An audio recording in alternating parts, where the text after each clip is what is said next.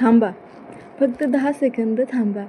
कारण पुढचे काही मिनटं तुमच्या आयुष्यातलं सगळ्यात मोठं सत्य उघड करणार आहे.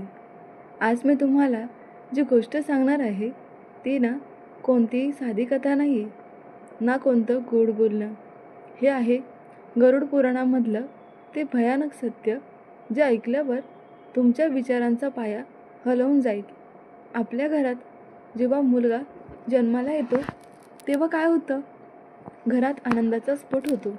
ढोल ताशे वाजतात, नातेवाईक फोन करतात, अभिनंदन, वारसा झाल्याबद्दल.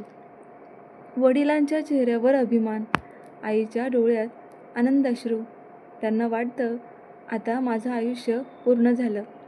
पण कधी स्वतःला विचारलंत का, हा मुलगा खरंच तुमचा आहे की तो तुमच्या भूतकाळातील एखादं अधुरं सत्य आहे?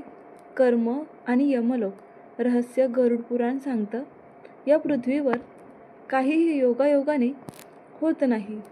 प्रत्येक जन्म, प्रत्येक नातं हे सगळं ठरतं कर्माच्या हिशोबाने. जेव्हा माणूस मरतो त्याची आत्मा यमराजांच्या दरबारात पोहोचते. तिथे चित्रगुप्त एक मोठं पुस्तक उघडतात ज्यात तुमच्या प्रत्येक कर्माचा हिशोब लिहिलेला असतो. तुमचं प्रत्येक चांगलं आणि प्रत्येक वाईट काम. आणि तिथे ठरतं पुढचा जन्म कुठे, कोणत्या घरात आणि कोणत्या नातात मुलगा जन्माला येण्याची भयानक 4 कारणं. 1. शत्रुपुत्र. तुम्ही पाहिलं असेल, काही मुलं मोठी झाल्यावर आई वडिलांवर हात उचलतात, त्यांचा अपमान करतात, त्यांना घराबाहेर काढतात. तेव्हा आई वडील रडत म्हणतात, देवा, आम्ही काय पाप केलं होतं? गरुड पुराण म्हणतं, तो तुमचा मुलगा नाही, तो तुमचा शत्रू आहे. मागच्या जन्मात ज्याच्यावर तुम्ही अन्याय केला त्याच आत्म्याने तुमच्याच घरात जन्म घेतला, फक्त बदला घ्यायला. 2. ऋणपुत्र. हा पुत्र सर्वात वेदनादायक. मुलगा जन्माला येतो पण तो सतत आजारी असतो. आई वडील पैसे खर्च करतात, घर विकतात, कर्ज घेतात आणि एक दिवस तो मुलगा त्यांना सोडून जातो. का? कारण मागच्या जन्मात तुम्ही त्यांचं कर्ज फेडलं नव्हतं. तो या जन्मात सगळं परत घेऊन गेला. 3. सेवक पुत्र. हा खूप दुर्मिळ. हा मुलगा आई वडिलांची मनापासून सेवा करतो, स्वतःचं आयुष्य बाजूला ठेवतो. हा का येतो? कारण तुम्ही मागच्या जन्मात त्याच्यावर मोठं उपकार केलं होतं, तो ते फेडायला येतो. 4. धर्मपुत्र. हा लाखात एक. हा मुलगा फक्त आपल्या घरासाठी नाही तर समाजासाठी जगतो. धर्म, सेवा, चांगुलपणा तो तुमच्या पुण्याचा परिणाम असतो.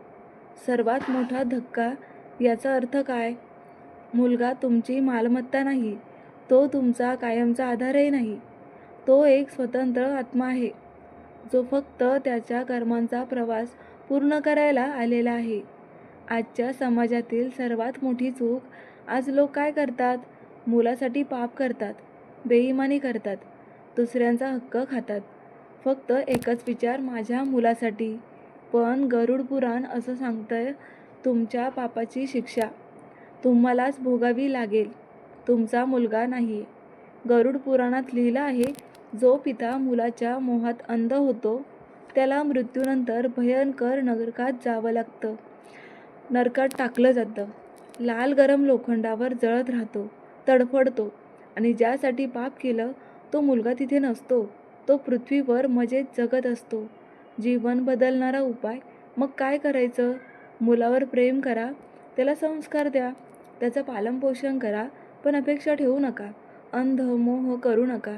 जर तुमचा मुलगा तुम्हाला त्रास देत असेल तर रडू नका, फक्त शांतपणे डोळे बंद करा आणि म्हणा, हे देवा, माझं कर्म मी फेडलं, आता मला फक्त मुक्तता कर. त्या क्षणी तुमच्या मनातली सगळी वेदना शांत होईल. जर आजचं हे सत्य तुमच्या मनाला स्पर्श करून गेलं असेल तर हा व्हिडिओ प्रत्येक आईवडिलांपर्यंत नक्कीच पोहोचवा. कमेंटमध्ये लिहा, माझा खरा वारस देव आहे. अशाच डोळे उघडणाऱ्या आध्यात्मिक सत्यासाठी या आत्मरहस्य चॅनलसोबत जोडलेले रहा. तुमच्या कर्माची, तुमच्या आत्म्याची आणि तुमच्या आईवडिलांची काळजी घ्या. परमेश्वर तुम्हाला सद्बुद्धी देवो. तर भेटूया उद्याच्या नवीन रहस्यामध्ये. तोपर्यंत सबस्क्राईब करायला विसरू नका. धन्यवाद.